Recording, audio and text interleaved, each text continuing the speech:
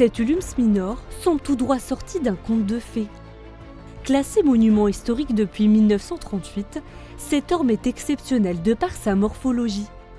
6,10 mètres de circonférence et 7 mètres de hauteur. Ce qui est remarquable, c'est la forme de son tronc. Il est complètement creux à l'intérieur, mais il arrivait à faire des pousses sur ce qui restait de son tronc, quoi. C'est très rare de voir un arbre avec cette forme-là, dont le tronc est complètement creux, pourri, et puis il arrive à faire une croissance sur ce qui restait de son tronc.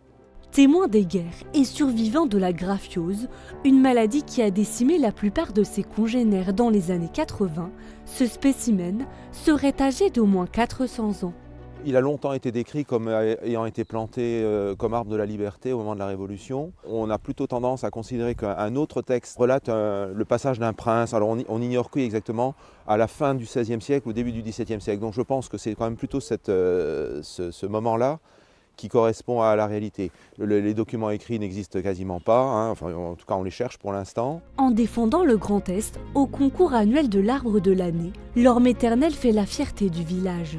On est vraiment satisfait, on est content, on parle enfin de nous dans la région, et puis peut-être dans la France entière, ça va.